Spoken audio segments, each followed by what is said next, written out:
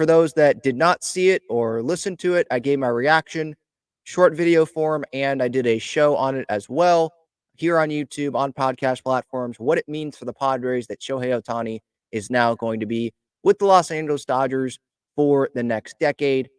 As for the Padres with Ohtani, Dennis Lin writes here, team officials confirmed over the weekend that unlike 6 years ago, the Padres never met with Ohtani at any point during his high-stakes free agency. The front office knew it was not going to be bidding $500 million, much less $700 million, after the letdown of an 82-80 season, the collapse of San Diego's regional sports network, obviously the Valley Sports, and the passing of owner Peter Seidler. And that is not surprising seeing this news, but just to confirm it, just to make it official, yeah, Padres, they were not really in it. As AJ Preller said on the Darren Smith show this past week, they were just kind of paying attention to it from afar. They were not going to be involved in it. Now, what would have had to have happened for the Padres to be involved in it? They probably would have had to make the postseason this past year because there's a lot of money there.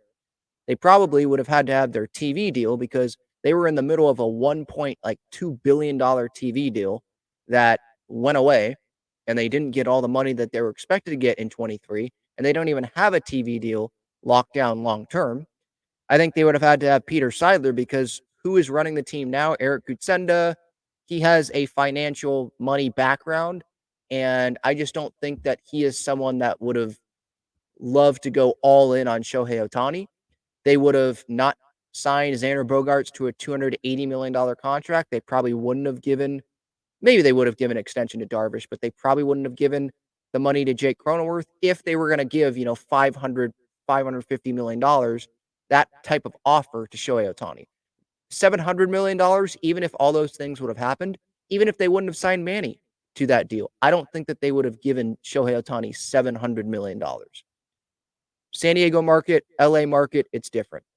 I disagree with the writers' opinions like Ken Rosenthal and John Heyman that say, yeah, the Shohei Ohtani signing, it was better for baseball than Toronto. Like, do we know that? Sure, it's the Dodgers. It's a legendary franchise. It's a big market.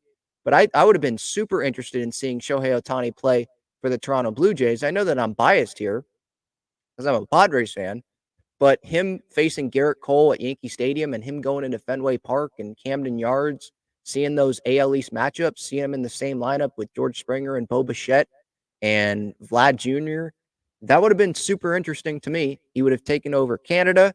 Artie's taken over America, Japan. That would have been interesting. The Dodgers, there's already a ton of people that watch the Dodgers, and they're in the postseason every year. Now, does this have like a Golden State Warriors feel to it, kind of like, or like Brooklyn Nets, right, where everyone wanted to watch them at the beginning when they acquire all these stars? Oh, we got to watch them.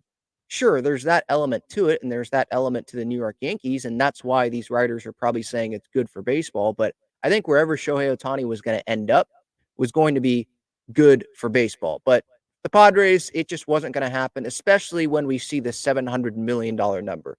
When we thought maybe it was going to be $500 million, something like that, I think Padres fans were dreaming on Shohei Ohtani because we knew that they were a finalist. They talked to Shohei Ohtani. AJ Preller talked in Japanese in that Ohtani speech to him in that meeting that they gave before Shohei Ohtani signed with the Angels coming over from Japan, coming to Major League Baseball.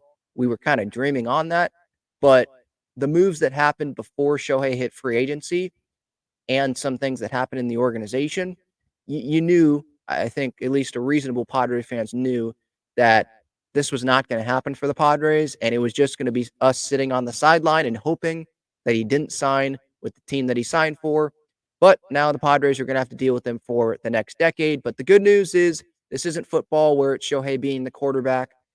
Great player. I don't want to minimize his talent. Most talented player I've ever seen. I understand that. But it is one player. It's not the NBA. We've seen Shohei Ohtani, the best player on the planet, be with the Angels, and they miss the postseason. I get it's the Dodgers. He's going to make the postseason a ton, if not every year with the Dodgers. I understand that. But what's going to happen when it matters the most? How is he going to perform? How are the players around him going to perform? Because we know, like in 2022, like every year, every regular season since 1988, or not just regular season. What I mean by regular season is like not shortened COVID year where they're going and playing in Texas all the games, right? Or playing in a bubble, right? Most of the games. I think it was starting in the division series on. All of the regular postseasons, right? We all know that, the Dodgers, they have never come up big in every single series when they needed to. They've gotten to the World Series, but they haven't won it. And last year, I mean, look at that. Mookie Betts, Freddie Freeman came up small, didn't have enough pitching, and look what happened. So while Shohei Ohtani, yeah, I totally wish that he wasn't with the Dodgers, and I understand he's going to provide a big impact. That is just one player.